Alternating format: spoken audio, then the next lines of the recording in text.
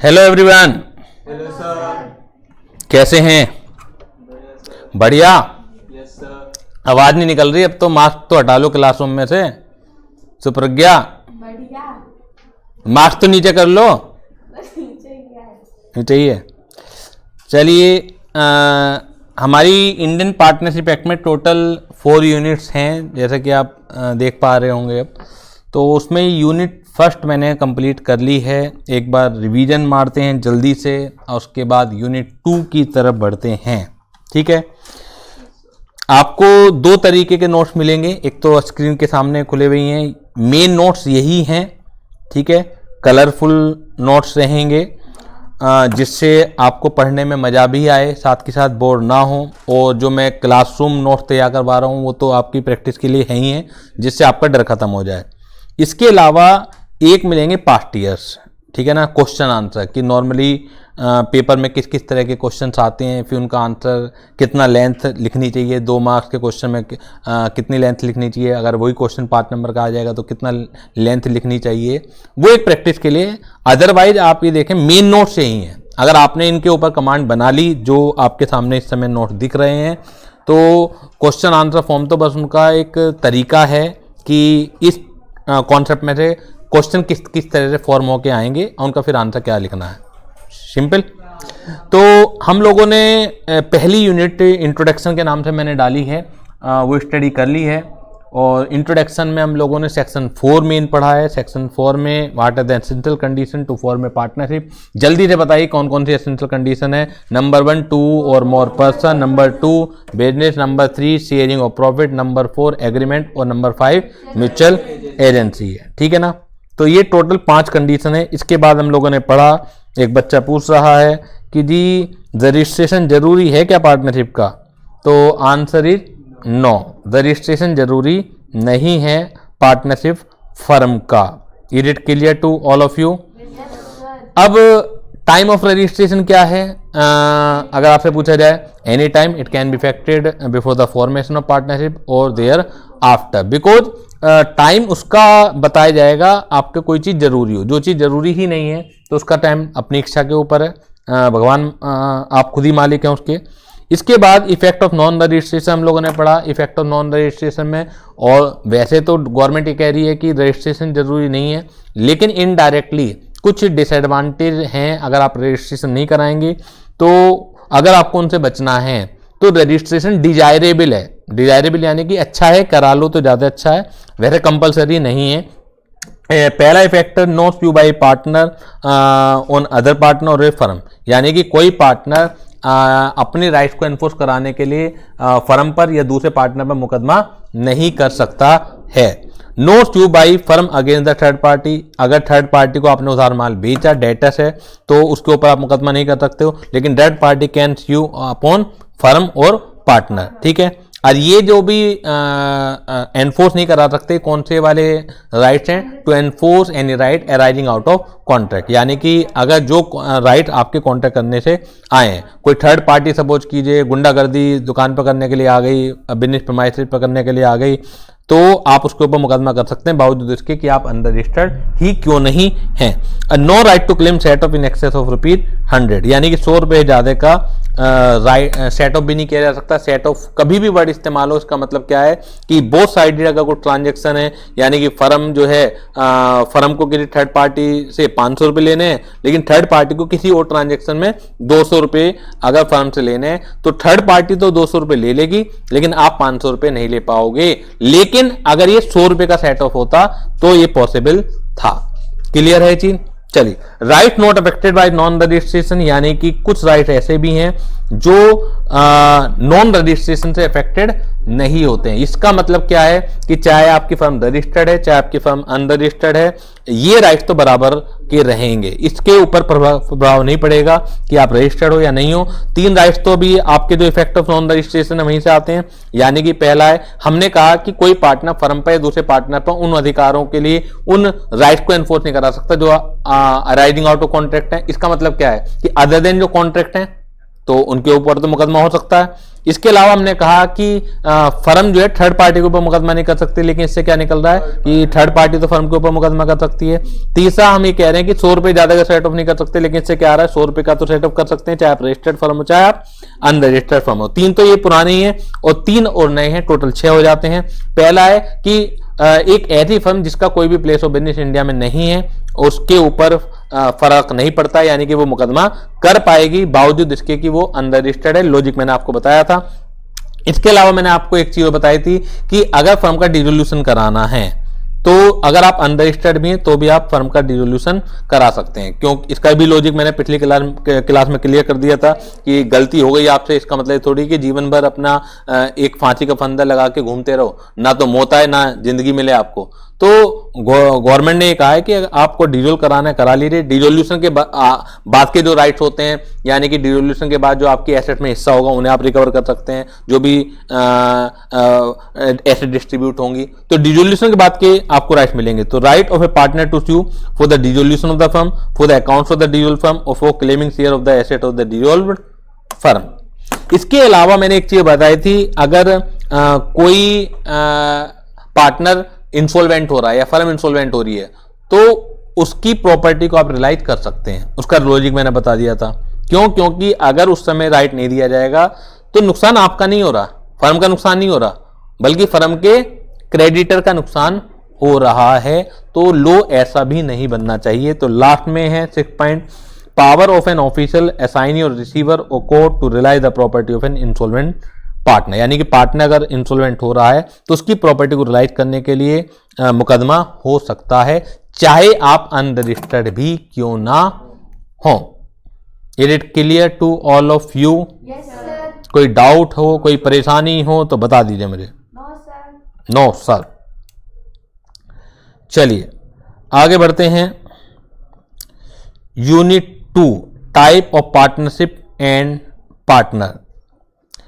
देखिए, type of partnership जो हैं वो 2 तरीके की हैं।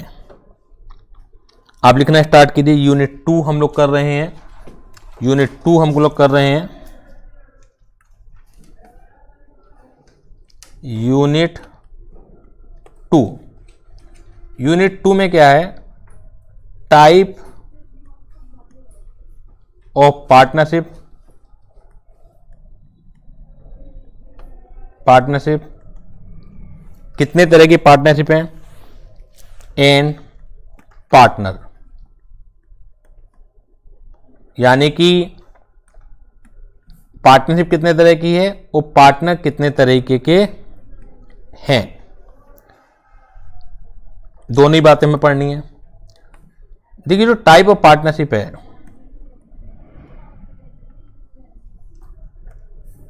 टाइप ऑफ पार्टनरशिप है, वो 2 तरीके की है।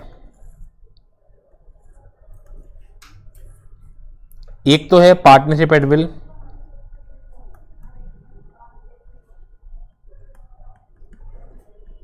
एट विल है, और एक है पर्टिकुलर पार्टनरशिप, पर्टिकुलर पार्टनरशिप। 2 तरह की पार्टनरशिप है। Partnership at will and A particular partnership. Particular partnership क्या होगी, इसके क्या क्या फीचर होंगे? मतलब जब भी कोई चीज आपके सामने, कोई वर्ड आए, कोई शब्द आए और उसके बारे में लिखना हो तो मीनिंग और उसकी कैरेक्टरिस्टिक्स, तो पूरा एक टॉपिक तैयार हो जाएगा। माना आपसे 4 नंबर में पूछ लिया जाए कि how many partnership are there in a partnership at, या what do you mean by particular partnership, what do you mean by partnership at will, तो क्या लिखे हैं आपके दिमाग में? सबसे पहले बच्चा जब टॉपिक आता है ना तो गलती क्या करता है, वो सोचने लगता है क्या क्या लिखूं, बल्कि पहले कंटेंट दिमाग में, लैंग्वेज तो अपने आप बन जाएगी, पहले उसके दिमाग में आना चाहिए कि किसके बारे में मुझे सोचना है। हमारी गड़बड़ ये रहती है कि हम कहते हैं लिखना नहीं आता, जबकि सच्चाई क्या है, हमें सोचना नहीं आता। अगर हम सोचेंगे सही तो लिख तो देंगे ही, हमारे माइंड में थॉट्स नहीं आ पाते। तो अगर किसी चीज के बारे में लिखना है तो मीनिंग में क्या होता है कि पर्टिकुलर पार्टनरशिप क्या है, तो particular partnership which is form for a particular purpose और for a particular venture. Simple अपने शब्दों में लिख दीजिए आप इसे। कीवर्ड यही है कि पर्टिकुलर पर्पज के लिए बनती है या पर्टिकुलर वेंचर के लिए बनती है या पर्टिकुलर टाइम के लिए बनती है। मतलब निश्चित होता है, एक सर्टेन होती है चीज, चाहे वो वेंचर निश्चित हो चाहे वो आपका टाइम निश्चित हो। हम ये भी कह सकते हैं कि हमारी तुम्हारी पार्टनरशिप 2 साल के लिए है। अब 2 साल में जितने भी काम होंगे एक से ज्यादा वेंचर भी हो सकते हैं, हो सकता है वो वेंचर खत्म भी ना हो 2 साल के अंदर, लेकिन 2 साल के लिए। या हम ये कह सकते हैं कि देखो गवर्नमेंट से हमें ठेका मिला है और ये ओवरब्रिज बनाना है, इस ओवरब्रिज बनाने के लिए हम लोग पार्टनर हैं, तो हो सकता है वो से 1 ईयर में खत्म हो जाए, हो सकता है वो 5 साल में खत्म हो जाए, लेकिन पर्टिकुलर वेंचर है, यानी कि जब तक वो खत्म नहीं होगा जब तक हम लोग पार्टनर रहेंगे, अदरवाइज फिर हम पार्टनरशिप खत्म है। ठीक है, तो particular partnership is a partnership which is form for a particular purpose और फॉर पर्टिकुलर टाइम पीरियड। ठीक है ना, ये तो हो गया मीनिंग। अब इसके कैरेक्टरिस्टिक्स क्या होंगे, फीचर्स क्या होंगे। अब आप सोचो कि पर्टिकुलर पार्टनरशिप टाइम के बाद क्या होगा, यानी कि टाइम खत्म हो गया या वेंचर खत्म हो गया, क्या होना चाहिए पर्टिकुलर पार्टनरशिप का। Particular partnership can be dissolve when the purpose is या when the venture is finished या when the time is complete finished. अगर उसके बाद भी चालू रहती है पर्टिकुलर पार्टनरशिप, माना फिनिश नहीं करते आप, तो पर्टिकुलर पार्टनरशिप में जो नेचर आ जाएगी, बेसिक नेचर, वो पार्टनरशिप विल की आ जाएगी। विल का मतलब इच्छा है, भगवान भरोसे जब तक भी हम चाहेंगे जब तक रखेंगे। तो जब कानूनन तो हम कह रहे हैं खत्म हो गई, लेकिन उसके बाद भी आप चालू रख रहे हो पर्टिकुलर पार्टनरशिप को, तो इसका मतलब क्या हो जाएगा कि पर्टिकुलर पार्टनरशिप में जो नेचर आ गई वो कौन सी वाली आ गई, पार्टनरशिप एट विल वाली नेचर आ गई। ये क्लियर? क्लियर है? ऋषभ जो आप दिल्ली से क्लास कर रहे हैं आपको भी क्लियर है? जल्दी से जवाब भेजिए। ओके, क्लियर है। अब पर्टिकुलर जो पार्टनरशिप, ये मैंने बता दिया आपको पर्टिकुलर पार्टनरशिप डिसॉल्व कब होगी, कैसे होगी। अगर पर्टिकुलर पार्टनरशिप को आपको टाइम से पहले डिसॉल्व कराना हो तो ये भी हमें पढ़ना पड़ेगा कि क्या हो सकता है। क्या पर्टिकुलर पार्टनरशिप टाइम से पहले डिसॉल्व हो सकती है, क्या पर्टिकुलर पार्टनरशिप टाइम से पहले खत्म हो सकती है। Can be dissolve but consent of all partner, unanimous consent of, unanimous होता है सर्वसम्मति। अगर 20 पार्टनर तो 20 के 20 चाहिए हाँ में। अगर 19 ने हाँ करा, एक ने ना करा, तो भी वो काम नहीं पॉसिबल है। तो particular partnership can be dissolve before the completion of venture with the consent of all partner. तो ये पूरा एक टॉपिक तैयार हो जाता है पर्टिकुलर पार्टनरशिप का। पार्टनरशिप विल क्या है, partnership will is a partnership, कौन सी पार्टनरशिप होगी, विच is form not for a particular purpose, not for a particular period of time, वो पार्टनरशिप विल है। ये डिसॉल्व कैसे होगी, जब चाहेंगे सारे पार्टनर्स में। यहां पर सारे पार्टनर की इच्छा की जरूरत नहीं है। यही आपको जो कीवर्ड्स हैं पहचानने। Partnership at will can be dissolve at any time by giving notice in writing by a single partner, notice in writing by a single partner. अगर 50 पार्टनर हैं, 49 चाह रहे हैं कि डिसॉल्व नहीं हो, लेकिन एक चाह रहा है कि डिसॉल्व हो जाए, तो भी हो जाएगी पार्टनरशिप एट विल, तो भी डिसॉल्व हो जाएगी। ये भी तो कर सकते हैं कि उसको उसका शेयर दे दे पार्टनरशिप में से, अगर डिसॉल्व बाकी नहीं करना चाह रहे तो ये भी तो कर सकते हैं, डिसॉल्व ही होगी। उन्हें अगर करना है ऐसा, या तो वो मान जाए, आप 49 पार्टनर बनाने को तैयार हो, या ठीक है, ऐसा भी कर सकता है वो कि रिटायरमेंट ले ले। लेकिन अगर वो चाहता है कि डिसॉल्व ही हो तो पर्टिकुलर पार्टनरशिप विल डिसॉल्व ही होगी। समझ आ रही है बात? क्योंकि कुछ पार्टनर को किलसने की आदत होती है, क्योंकि आपने 4-5 साल काम करा तो एक फर्म का नाम भी तो है। अब तुम तो काम करना नहीं चाहते, लेकिन तुम ये भी नहीं चाहते कि इस नाम का फायदा बाकी पार्टनर कह लें, तो तुम अड़ जाओगे अपनी बात पर कि नहीं डिसॉल्व करो, मुझे मतलब नहीं, डिसॉल्व करो, तुम भी मत यूज करो इस नाम को। क्लियर होगी बात ये? Yes sir. अब पढ़ लेते हैं जल्दी से नोट्स में क्या लिखा हुआ है। देखिए सामने नोट्स हैं। हाउ मेनी पार्टनरशिप, एक बच्चा क्वेश्चन पूछ रहा है, तो मैं जवाब दे रहा हूं। On the basis of duration the partnership can be either partnership at will और a particular partnership. Partnership at will क्या है? विल क्या है? जब ड्यूरेशन का उसमें जिक्र ही ना हो, एग्रीमेंट जो भी आपने करा है, where there is no provision in partnership agreement for duration of the partnership is called partnership at will.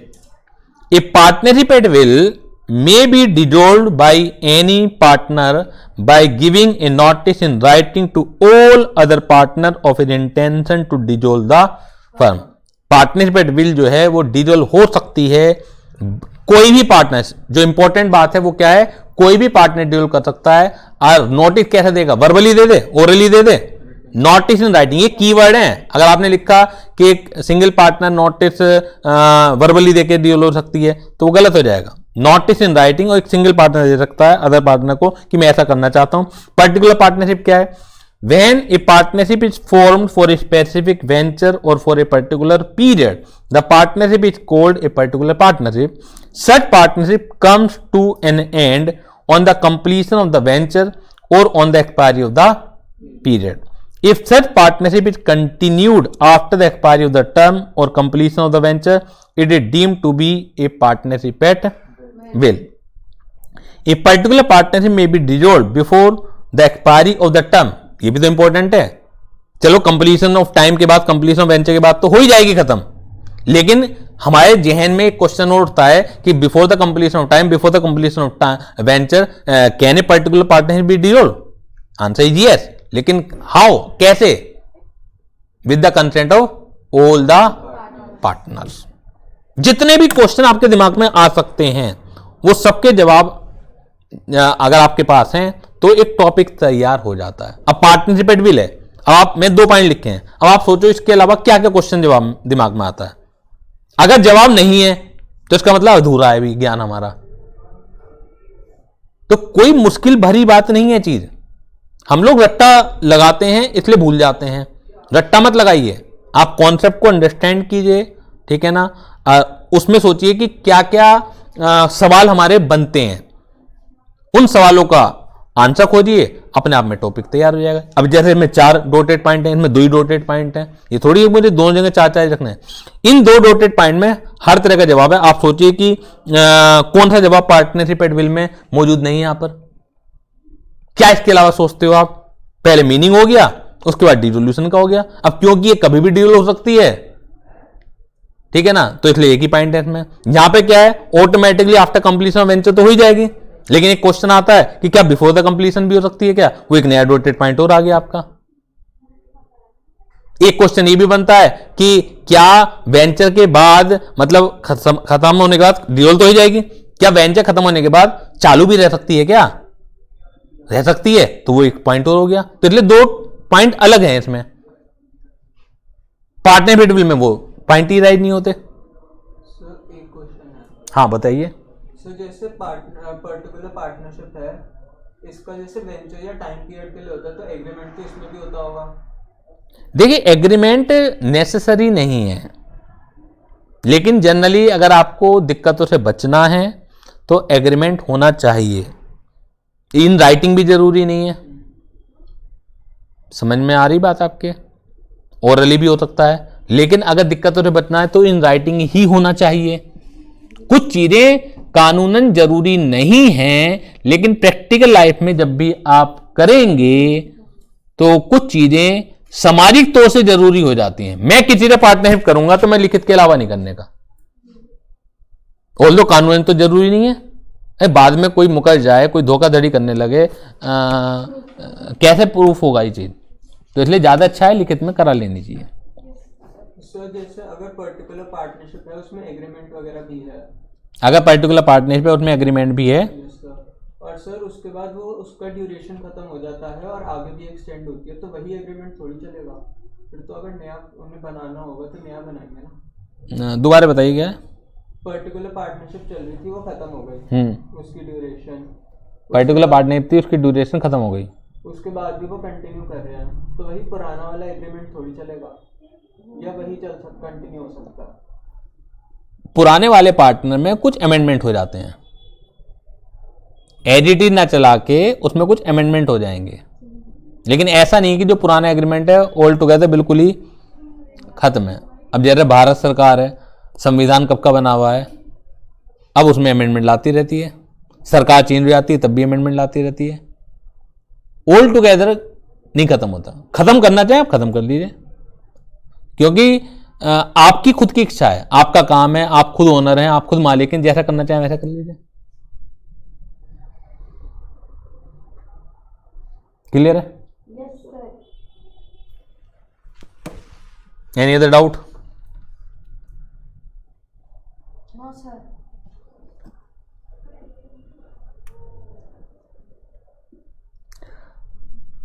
Next है type of partner. Next topic है टाइप ऑफ पार्टनर।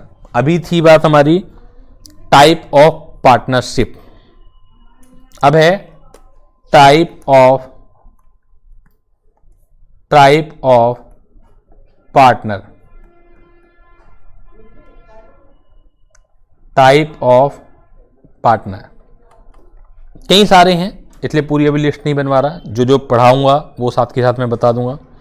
पहला इसमें से जो है वो है पार्टनर बाय एस्टोपेल। पार्टनर बाय एस्टोपेल, ये बड़ा इंटरेस्टिंग पार्टनर है भाई, बहुत ही इंटरेस्टिंग पार्टनर है पार्टनर बाय एस्टोपेल। अगर आप पहले का मतलब क्या होता है? वही समझाऊंगा पहले मैं भैया, जब तक आगे नहीं बढ़ूंगा जब तक ये ना समझा दूं। एस्टोपेल में बीच में स्टॉप छुपा हुआ है, स्टॉप यानी कि रोकना। स्टॉप का मतलब होता है किसी चीज को रोकना, बीच में आपको दिख रहा है, ठीक है ना। इसका जो ट्रू सेंस है वो है स्टॉपिंग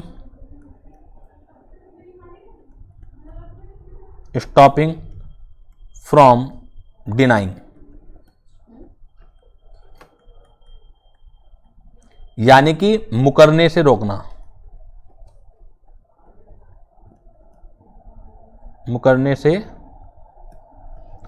रोकना। स्टॉपिंग फ्रॉम डिनाइंग, मुकरने से रोकना।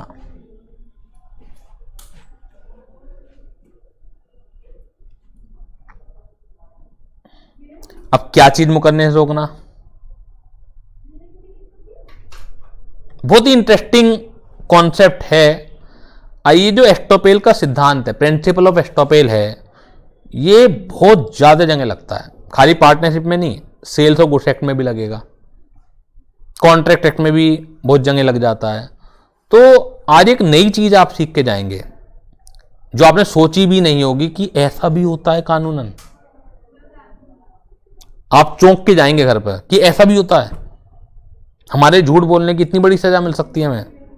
हम लोग तो कई बार झूठ बोलते रहते हैं, बहुत सारी बातों में झूठ बोलते हैं, लेकिन कई बार कानूनन बहुत मुश्किल में फंस सकते हैं बशर्ते कि साबित हो जाए। क्या है ये चीज? ये चीज क्या है? देखिए, माना कोई डीलर है, इसका नाम रखते हैं समीर। श्वेता रखो सर। श्वेता, श्वेता भी रख देंगे। अभी तो पार्टियां और भी चाहिएंगी मुझे, समीर के साथ श्वेता भी ठीक लगेगी। अच्छा, और भी है? हाँ, खाली एक ही थोड़ी पार्टी रहेगी। एक सुप्रज्ञा रख दें। नहीं सर। क्या बात हो गई? श्वेता,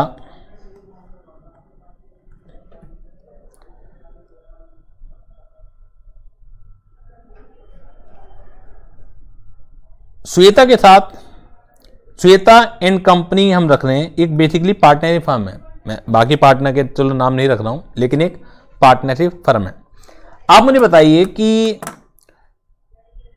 पार्टनरशिप में म्यूचुअल एजेंसी लगती है,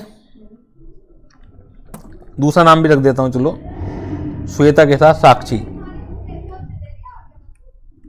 इन दोनों की पार्टनरशिप फर्म है। श्वेता एंड कंपनी के नाम से इन दोनों की पार्टनरशिप फर्म है। श्वेता एंड कंपनी कुछ गुड्स जो है समीर से परचेज करती है।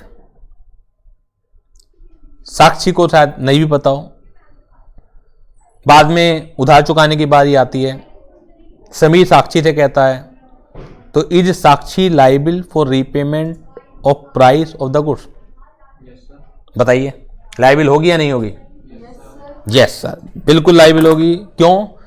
क्योंकि concept of mutual agency is applicable on partnership firm. और म्यूचुअल एजेंसी का कॉन्सेप्ट ये कहता है कि अगर कोई पार्टनर एक काम करता है, एक काम को अंजाम देता है, कोई लाइबिलिटी इनकर करता है, तो उसके लिए दूसरे पार्टनर भी इक्वली लाइबल होंगे।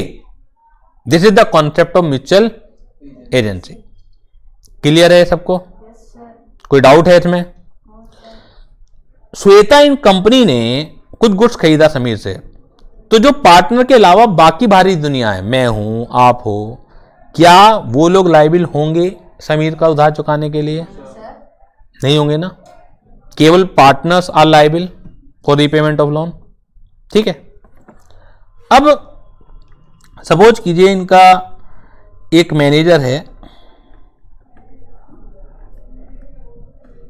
इनका नाम है, बताइए क्या लिखूं? श्याम। मैनेजर भी हो सकता है, पड़ोसी भी हो सकता है, रिलेटिव भी हो सकता है, कोई भी हो सकता है, अननोन आदमी, थर्ड पार्टी है। ठीक है ना? थर्ड पार्टी क्यों लिखा मैंने? पार्टनर के अलावा सारी दुनिया थर्ड पार्टी है। कल मैंने सिखाया था आपको, लैंग्वेज जो है उसे हमें पहचानना भी आना चाहिए ना, कि किस समय किस वर्ड का यूज कैसे किया जाना है। तो मैनेजर है श्याम, थर्ड पार्टी है, वो रिलेटिव भी हो सकता है, कोई भी हो सकता है। अब माना श्वेता एंड कंपनी का नाम बहुत बड़ा है। अब क्या है, या तो मैनेजर ने दिखावा करने के लिए समीर से कभी कहा, मैं बहुत सारी सिचुएशन रखूंगा, अब कोई सी भी एक सिचुएशन लग जाएगी तो भी ये कॉन्सेप्ट लगेगा कि मैं तो श्वेता एंड कंपनी में पार्टनर हूं। माना बड़ी कंपनी, बड़ा नाम है मार्केट में, तो आदमी कह देता है अपनी धौंस जमाने के लिए, मैं तो पार्टनर हूं उसमें, तुमने ऐसी समझ रखा है मुझे। समीर के सामने का, या तो चलो और एक चीज बताता हूं, छत पे खड़ा था मैनेजर, ये श्याम जो है, या सड़क पे जा रहा था, देखना आप लोग का कमाल देखना, और ऐसे ही कह रहा है यार मैं तो श्याम एंड कंपनी पार्टनर हूं, श्याम एंड कंपनी पार्टनर हूं। उसे पता भी नहीं कि समीर वहां से निकल गया और समीर ने सुन ली वाली बात। ये तो बहुत बड़ी बात नहीं है, तो हम और तुम सब लोग झूठ बोलते हैं इस तरह के। तो मतलब एक केस में तो समीर के सामने कहा उसने, वो एक अलग सिचुएशन है। एक केस में अपने आप ही कह रहा है, लेकिन उसे पता भी नहीं इस बात को समीर ने सुन ली। समझ आ गई बात? समीर ने सुन ली और समीर ने इस बात को सुन के श्वेता कंपनी को उधार दे दिया, चाहे गुड्स दे दिया, चाहे लोन दे दिया, कुछ भी कर दिया, इस बात पे विश्वास करके कि श्याम तो इसमें पार्टनर है। श्याम को उधार नहीं दिया, श्वेता कंपनी को दिया। श्याम को देगा तो अलग चीज है ही है वो। तो मैं तो तुम्हें लो का एक बहुत सरप्राइजिंग खेल अब दिखलाने वाला हूं, जो तुम्हें बहुत अजीब सा लगेगा, और है समीर ने श्वेता कंपनी को उधार दे दिया ऑन द बिलीव दैट कि Shyam is a partner in Shweta company, क्योंकि श्याम ने कभी कहा था।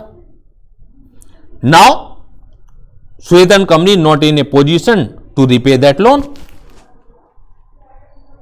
अब समीर क्या करेगा? श्वेता पे भी मुकदमा करेगा, साक्षी पे मुकदमा करेगा, और साथ के किस पे मुकदमा करेगा? श्याम पे। श्याम क्या कहेगा कोर्ट में खड़े हो गए? जज साहब, I am not a partner, loan is given to Shweta and company, not to me, and I am not a partner. जज को भी ज्यादा पता नहीं होता चीजें। भैया समीर अपनी बात कहेगा, श्याम अपनी बात, सबकी सुनेगा। जज ने समीर से पूछा, समीर नॉट ए पार्टनर, तो आपने क्यों मुकदमा कर रहे हो, श्याम को क्यों पार्टी बना रहे हो जब पार्टनर नहीं है? आपने तो एक पार्टनर फर्म को उतार दिया। तो समीर कहेगा जज से, जिसने मेरे से एक बार कहा था, पूछ लीजिए। या तो ये कहेगा, जब रास्ते में गुनगुना रहा था मैंने सुन लिया था, आप पूछिए। नाउ अगर मैं श्याम हूं, देखिए सारी बातें क्या होती हैं, जो एक्टोबेल का कॉन्सेप्ट है ना, ये कानूनन हो सकता है लेकिन प्रैक्टिकल लाइफ में फिर भी लोग नहीं फंसते हैं। ठीक है, क्यों नहीं फंसते हैं? क्योंकि चीजें साबित करनी है। लेकिन अगर चीज साबित हो गई, क्योंकि जो हम लो पढ़ते हैं वो ये मानते हैं, जो मैं सिचुएशन बता रहा हूं कि वो साबित हो गया तो आदेश क्या आएगा। चीजें अगर साबित ही ना हो तो मैं फिर जो हम किताबें पढ़ रहे हैं वो सब बेकार हो जाती हैं, चीजें अगर साबित ना हो। तो अगर मैं श्याम हूं और मैं कहूंगा कि जैसा मैं तो कभी नहीं कहा था, तो बात ही खत्म हो जाती है। अब समीर हैड टू प्रूव कि श्याम ने कहा था। लेकिन अगर श्याम को लोग का जानकारी नहीं है, अरे क्या बिगाड़ लेंगे जैसा, मैं तो ऐसे कहा था, क्या बिगाड़ लोगे? बहुत से लोग टेक इट फॉर ग्रांटेड ले लेते हैं कि बहुत मामूली सी बात है। जैसा कहा था मैंने, तो क्या हो गया, लोन मुझे थोड़ी दिया है। तो this point to be noted me Lord कि श्याम ने कहा था, और अब श्याम क्या कर रहा है, स्टॉपिंग फ्रॉम डिनाइंग। सर मैंने कहा तो था लेकिन वास्तव में पार्टनर नहीं हूं, मैं पार्टनर नहीं हूं। तो यानी कि पार्टनर होने से मुकर रहे हो आप। तो प्रिंसिपल ऑफ एक्टोपेल क्या कहेगा, जैसा कहेंगे अब मुकरो मत, अब तुम पार्टनर ही हो। और ये जो एक्टोपेल का सिद्धांत है, ये पॉजिटिव कभी नहीं लगता, निगेटिव लगता है हमेशा। निगेटिव का मतलब है आप लायबिलिटी के लिए जिम्मेदार रहोगे, प्रॉफिट के जिम्मेदार नहीं रहोगे। नहीं तो प्रॉफिट के लिए होते तो मैं भी बहुत सारी कंपनियों में पार्टनर कह दूंगा, मैं तो रिलायंस कंपनी में ऐसा हूं, मैं तो उसमें ऐसा हूं, सभी लोग कह देंगे। यानी कि जो एक्टोपेल का सिद्धांत है वो हमेशा निगेटिव में लगेगा, यानी कि आपको नुकसान पहुंचाएगा, फायदा कभी नहीं कर सकता। और नुकसान से बचने के लिए आप मुकरोगे। एक्टोपेल का मतलब है मुकर नहीं पाओगे। अब जो मैंने एग्जाम्पल गिनाए तुम्हें वो है टैसिट रिप्रेजेंटेशन। टैसिट का मतलब है एक्टिव रिप्रेजेंटेशन, यानी डायरेक्टली तुम कह रहे हो। एक होता है tacit representation. Tacit representation, Shweta and company तुम अपने साथ ले गए समीर के बाद, कंधे पे हाथ रख के, समीर हमारे पार्टनर है। अब है तो एम्प्लाई, अब एम्प्लाई का सीना चौड़ा हो जाएगा, मेरे मालिक कितने बढ़िया, मैं तो इनका नौकर, अरे मुझे पार्टनर बता रहे हैं। ये नहीं पता मालिक कहां ले जाके मारेगा नौकर को। नॉर्मली ऐसी तो होगा, आप कहीं नौकरी कर रहे हो और आपको बताने लगे आप तो मालिक हो, पार्टनर बताने लगे तो आप चुप रहोगे उस समय, क्यों इज्जत गंवाई, अब तो इज्जत बन रही है मेरी, मैं तो पार्टनर के हैसियत से हूं। लेकिन यही गलती कर बैठोगे आप। उस केस में समीर ने श्वेता कंपनी को माना उधार दे दिया, तो आप लायबिल हो उस उधार को चुकाने के लिए। इसे कहते हैं टैसिट रिप्रेजेंटेशन, यानी किसी और ने आपके बारे में झूठ बोला। पहले वाले केस में तो आप ही झूठ बोल रहे हो, और दूसरे वाले केस में कोई और झूठ बोल रहा है लेकिन आप चुप रहे हो। तो अगर कोई और झूठ बोले आपके बारे में, आपकी इज्जत बढ़ा रहा है तो घटा लेना वहीं पे इज्जत। नहीं तो हो सकता है कि अभी तो इज्जत बढ़ाने के चक्कर में रहो, बाद में किसी चक्कर में फंस जाओ। अगर ये बात साबित होगी कि आप चुप रहे थे, या तो देखो आप झूठ बोल के बच जाओगे कि मैं तो कभी कहा ही नहीं, ना मेरे सामने कभी हुआ, तो बात ये अलग हो जाती है। लेकिन अगर ये बात साबित हो रही है तो फिर आपको बचाने वाला कोई नहीं होगा। तो पार्टनर बाय एस्टोपेल और होल्डिंग आउट, देखिएगा, a person is held liable as a partner by estoppel और holding out if the following two condition are fulfilled. He must have represented himself to be partner by word spoken or written or by his conduct. इसे कहते हैं active representation. जो मैंने शुरुआत में 2 example बताए थे, तुम डायरेक्टली समीर से कह रहे हो, ये डायरेक्टली नहीं कह रहे, इनडायरेक्टली तुमने ही कहा ना, लेकिन उसने सुन ली बात, ये तो है एक्टिव। और he must have knowingly permitted himself to be represented as a partner। तुम जानबूझ के परमिट कर रहे हो कि कोई और तुम्हारे बारे में कहे। जो दूसरा वाला केस था कि श्वेता और साक्षी ने कहा था, तुम्हें ले जाके कंधे पे हाथ रख के थपथपा के कहा कि भैया ये तुम्हारा पार्टनर है। तुमने खुद अपने मुंह से नहीं बोला, अपने व्यवहार से नहीं करा, कोई और तुम्हारे बारे में कह रहा है, इसे कहते हैं टेसिट रिप्रेजेंटेशन। अगर एक तो कंडीशन ये, दूसरी the other person acting on the face of such representation must have giving credit to the firm. दूसरे पर्सन ने इस बात पर विश्वास करके acting on the face of such representation must have given credit to the firm, ये दे दिया, तो आप क्या मान ली जाओगे, लायबिल हो बाय एस्टोपेल, पार्टनर की हैसियत से ही लायबिल हो। It is immaterial whether the person so representing to be a partner, यानी कि श्याम जो रिप्रेजेंट कर रहा है इज अवेयर और नॉट, चाहे वो इस बात को जानता था या नहीं जानता था, दैट द रिप्रेजेंटेशन है रीच द अदर पर्सन, कि उसकी बात जो कही गई है वो दूसरे पर्सन ने सुन भी ली है या नहीं सुन ली। श्याम चिल्ला चिल्ला का जी ध्यान तो आ रहा, मैंने कही थी, लेकिन मुझे थोड़ी पता था मेरे आसपास कौन है। आप ये बताइए प्रैक्टिकल लाइफ में कोई बहुत बड़ी गलती थोड़ी कर दी श्याम ने, लेकिन कानून ने नहीं बहुत बड़ी गलती मानी जा रही है। अगर ये बात साबित हो गई कि आपने कहा था, तो इस बात से भी फर्क नहीं पड़ेगा कि आपको इस बात का पता था या नहीं पता था कि किसी पर्सन ने सुन ली है या नहीं सुन ली है। क्लियर है चीज? Yes sir. Ram a sole proprietor of Ram Shyam and company. Ram एक सोल प्रोप्राइटर है राम श्याम एंड कंपनी का। Employed Shyam as a manager, वो श्याम को मैनेजर के रूप में रखता है। Ram introduced Shyam as it partner to S, Ram Shyam को एस के सामने पार्टनर की हैसियत से प्रस्तुत करता है, इस supplier of the goods. Shyam remain silent, हर एक आदमी झूठी शानो शौकत बनाने में लगा हुआ है। एक नौकर आदमी अगर पार्टनर की हैसियत से पेश किया जा रहा है तो चुप ही रहेगा श्याम। ट्रीटिंग श्याम ए पार्टनर, श्याम को पार्टनर मान के S supplied the goods on credit, S जो है गुड्स जो है उधार दे देता है फर्म को। Ram fail to pay the price of goods, Ram नहीं पेमेंट कर पाता है। S filed issue again both Ram and Shyam for the recovery of the price. Here Shyam is liable as a partner by holding out because he had knowingly permitted himself to be represented as a partner and the S supplier has acted on the faith of such representation। बताइए कोई problem हो तो। अभी तक हमने दो concept पढ़े हैं, टाइप्स ऑफ पार्टनर, नहीं सॉरी टाइप्स ऑफ पार्टनरशिप।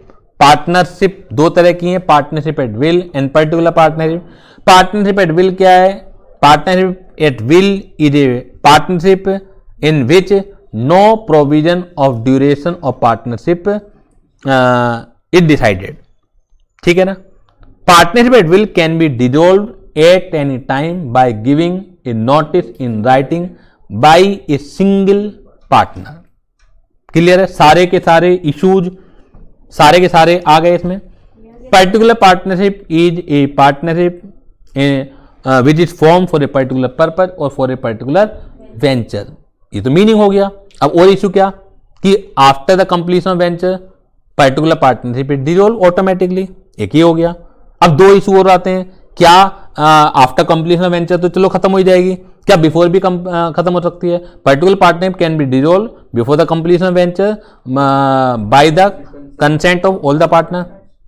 फिर एक इशू आता है कि पर्टिकुलर पार्टनरशिप क्या खत्म होने के लिए मतलब ऑटोमेटिक खत्म ही हो जाएगी वेंचर के बाद, ये चालू भी रह सकती है, चालू भी रह सकती है, लेकिन उसमें फिर क्या नेचर आ जाएगी? पार्टनरशिप एट विल वाली नेचर आ जाएगी। यानी कि पर्टिकुलर पार्टनरशिप अगर चालू रहती है वेंचर खत्म होने के बाद भी तो वो पार्टनरशिप एट विल बन जाएगी। इसका मतलब अगर बाद में खत्म करना हो, अगर आपसे पूछा जाए तो कैसे खत्म होगी? एक पार्टनर नोटिस दे दे, फिर सारे पार्टनर की सहमति की जरूरत नहीं पड़ती है, क्योंकि उसमें जो नेचर आ गई, उसमें जो आत्मा आ गई, वो पार्टनरशिप एट विल वाली आ गई। तो सारे के सारे उसके बाद के जो क्वेश्चन आपके दिमाग में आएंगे तो उनका जवाब पार्टनरशिप एट विल वाले कॉन्सेप्ट से दे दिया जाएगा।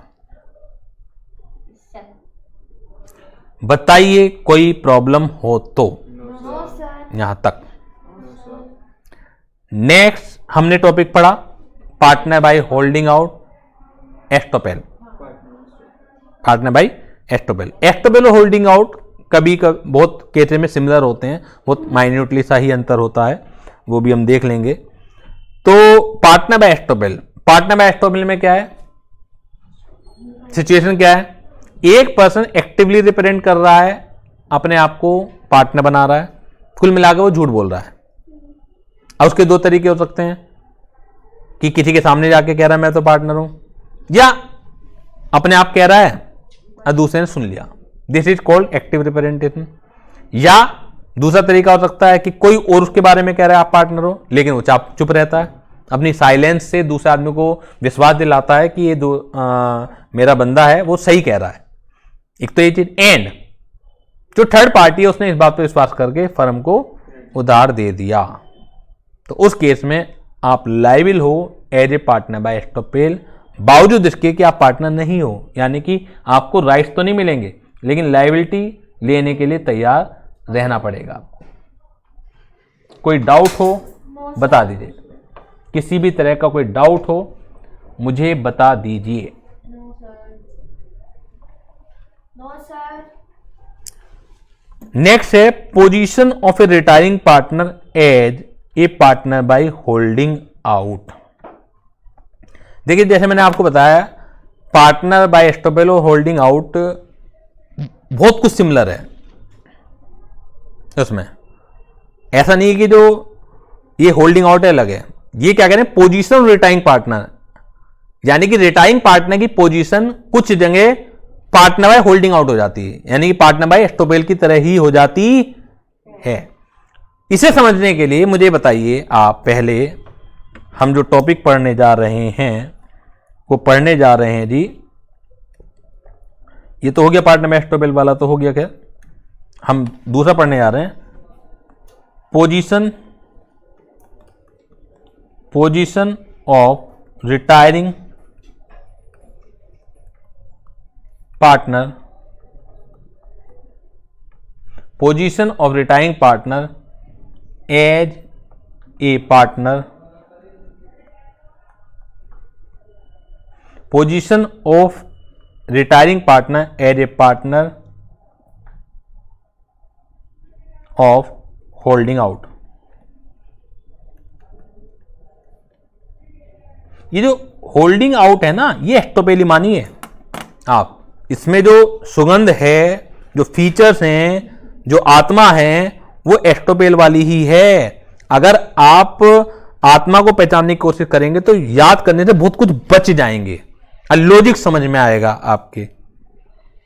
एस्टोपेल का भी लॉजिक क्या है, आप अपने झूठ से किसी को विश्वास दिला रहे हो आप क्या पार्टनर हो, और उसने इस बात पर विश्वास करके उधार दे दिया। एक चीज बता दूं थोड़ी गहराई में आपको, ये पार्टनर बाय एस्टोपेल हर जगह नहीं लगता।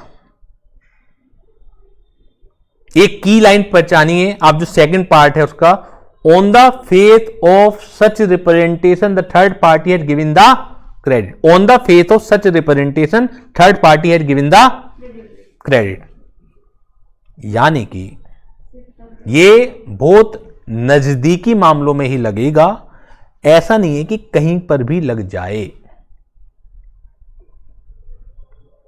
कोई बंदा ये बोलता है मैं सेव क्लासेस में पार्टनर हूं, तो कोई अगर उधार देगा सेव क्लासेस को, उस उधार को चुकाने के लिए वो बंदा लायबिल होगा, लेकिन हर कोई बंदा नहीं। यानी कि ये तभी पॉसिबल है कि समीर और श्याम के बीच में कुछ रिलेशनशिप होना जरूरी है। हाँ सर, होना तो चाहिए, वरना वो सिर्फ ऐसा थोड़ी है कि एक अननोन आदमी श्याम जो है बस कहता हुआ जा रहा है कि जी मैं पार्टनर हूं, और on the faith of this representation Sameer has given the credit, relation होगा। यानी कि कुछ रिलेशन होगा या श्याम वहां पार्टनर है, एक विश्वास होगा कि कोई दिक्कत आएगी तो श्याम से तो रिकवर हो जाएगा। आदमी नॉर्मली किसी को ऐसे उधार थोड़ी दे देता है, कोई भी फर्म में से उधार लेने के लिए आएगी क्या मैं दे दूंगा, या तो उनके पार्टनर को जानता हूंगा या कोई भी और तरीका होगा जिसके ऊपर विश्वास करके मैं क्रेडिट दूंगा।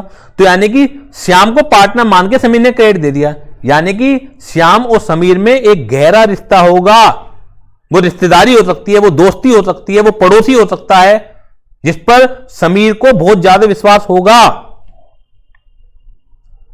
ऐसा नहीं है कि कहीं पे भी लग जाएगा ये चीज।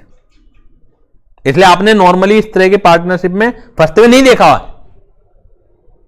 समझ में आ रही बात? अब क्या हो रहा है, position of retiring partner, partner by holding out. मैं सेव क्लासेस में मैं पार्टनर हूं और लोग भी पार्टनर हैं। अब कोई दूसरा पार्टनर रिटायर हो गया, लेकिन दुनिया को तो नहीं पता।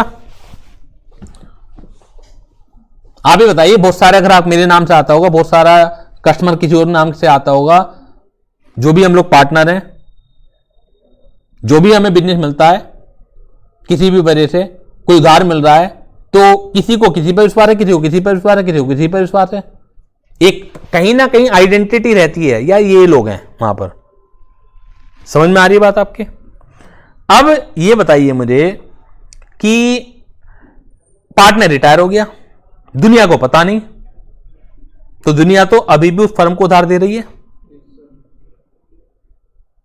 जो पार्टनर रिटायर हो गया, उसके भी जानने वाले फर्म से जुड़े हुए हैं, तो वो तो अभी भी फर्म को ये मान रहे हैं कि यार मेरा जो जानने वाला था, रिश्तेदार था, वो उस फर्म में पार्टनर है, दे दिया उधार, उधार माल बेच दिया फर्म को।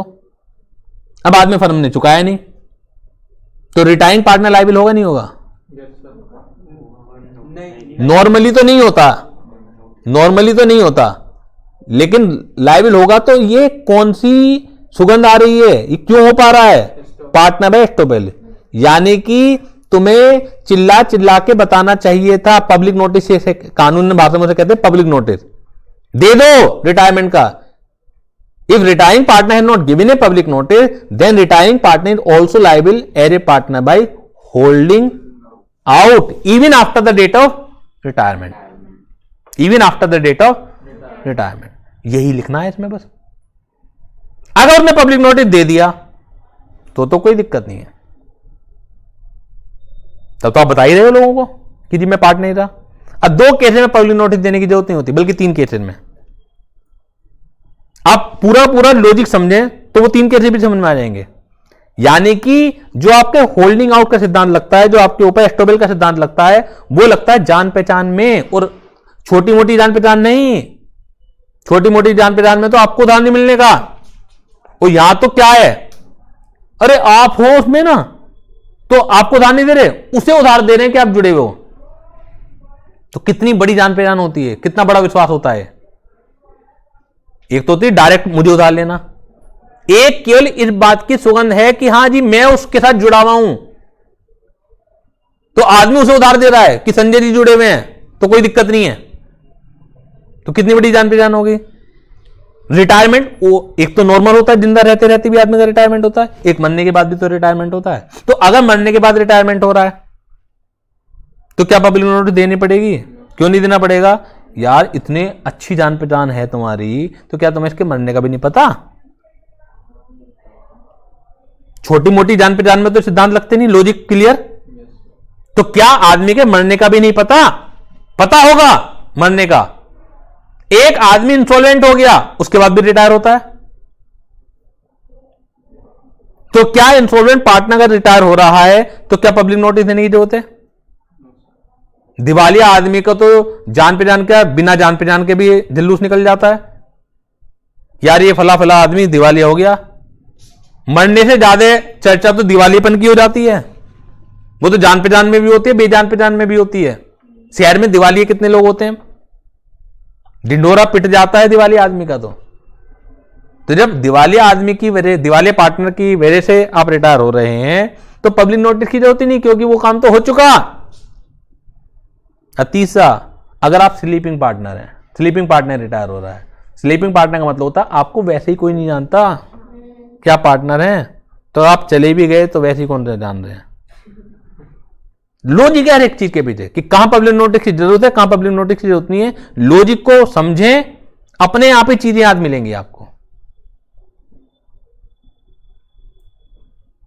समझ में आ गई बात? तो लिखने का क्या तरीका होगा?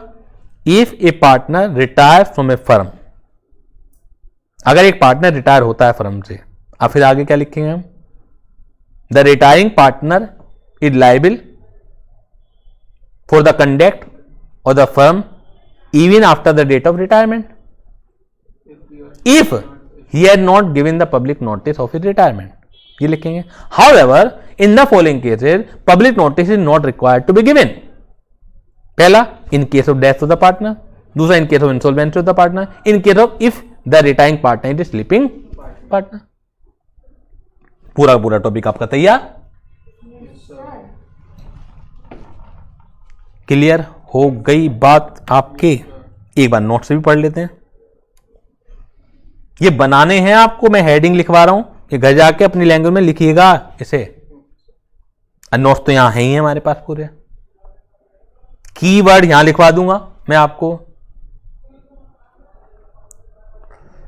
तो where after the retirement of a partner the firm uses the retired partner name as a partner, the retired partner who had not given public notice of his retirement is held liable on the grounds of holding out to the third party who give credit to the firm on the faith that he is still a partner. आपको पूरा पूरा language याद नहीं करनी है. ऐसा नहीं कि यही लिखना. बच्चे गलती क्या करते हैं, यही याद करनी लैंग्वेज. अरे समझ लिया, आप अपनी भाषा में कीवर्ड को इस्तेमाल करते हुए लिख आइए. एक्सेप्शन क्या है, डेथ वाला केस है. एक्सेप्शन क्या है, इंसॉल्वेंट केस है. और तीसरा और लिख लीजिए, लिखना है in case of sleeping partner. तीसरा केस हो जाएगा. कोई डाउट हो तो बता दीजिए, कोई भी डाउट हो बता दीजिए. क्लियर है? तो आज की क्लास हम लोग यहीं तक रखते हैं. 2-3 कॉन्सेप्ट हो गए हैं. एक ही दिन में बहुत ज्यादा कॉन्सेप्ट भी नहीं हम लोग कर सकते हैं. बच्चे हैं अभी, आप ज्यादा अगर कॉन्सेप्ट हो गए तो समझ नहीं आएगा. तो बाकी बात करेंगे हम नेक्स्ट क्लास में. तब तक के लिए थैंक यू.